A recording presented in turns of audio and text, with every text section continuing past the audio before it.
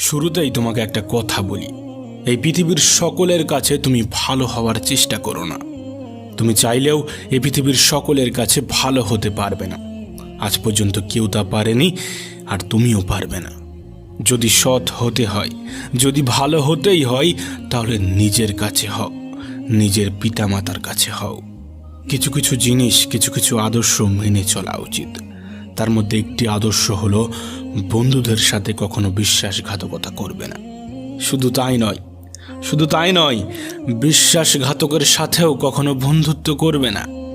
নিজের মধ্যে একটা জিনিস থাকা খুবই প্রয়োজন, খুবই জরুরি, আর তা হলো সৎ সাহস।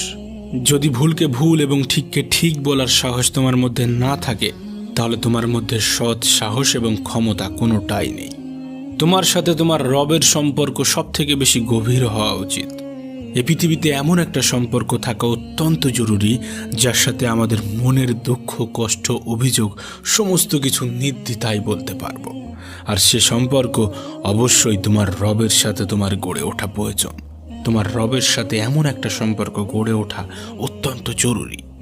মনে রেখো, এই পৃথিবীতে সব থেকে বেশি দ্রুত কাজ করে মানুষের প্রার্থনা।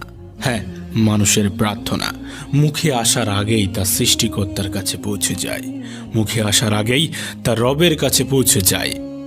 কখন বুঝবে, কিভাবে বুঝবে যে তুমি ঠিক রাস্তায় আছো নাকি ভুল রাস্তায় আছো? মনে রেখো, যখন মানুষ তোমাকে নকল করতে শুরু করবে, তখন বুঝে নিও তুমি জীবনের সফলতার দিকে এগোচ্ছ। তুমি সঠিক রাস্তায় আছো, তুমি ঠিক রাস্তায় আছো। এই পৃথিবীতে তুমি যতই ভালো হও না কেন, কারোর না কারোর গল্পের খারাপ চরিত্র তো তুমি হবেই হবে। এটা বাস্তবতা, এটা সত্য কথা। জীবন এবং মৃত্যুর মধ্যে একটা বৃহৎ পার্থক্য আছে। যার কোনো গ্যারান্টি নেই, তার নামই হলো জীবন, আর যার ফুল গ্যারান্টি আছে, তার নামই হলো মৃত্যু। মনে রেখো, তুমি যদি সুখে থাকতে চাও, তুমি যদি আনন্দে থাকতে চাও, তাহলে অন্যের উপর নির্ভরশীলতা ছেড়ে দাও। তার কারণ অন্যের উপর নির্ভরশীল মানুষগুলো কখনোই আনন্দে থাকতে পারে না। এই জন্য এমনভাবে নিজেকে তৈরি করো যাতে তোমার ইচ্ছা এবং প্রয়োজনগুলো তুমি নিজেই পূরণ করতে পারো। এই পৃথিবীতে আমাদের জীবনের বিফলতার সব থেকে বড় কারণ হয়ে দাঁড়ায় আমাদের চিন্তা ভাবনা। আমরা মনে করি কাল থেকে শুরু করব, আজ নয় কাল থেকে স্টার্ট করব।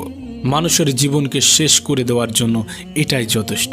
প্রিয় ভাই আমার, যদি তুমি সফল হতে চাও, তাহলে কাল নয়, আজ থেকে শুরু করতে হবে, এখন থেকে শুরু করতে হবে। আজ থেকে শুরু করব, এখন থেকে শুরু করব, এটা একজন সফল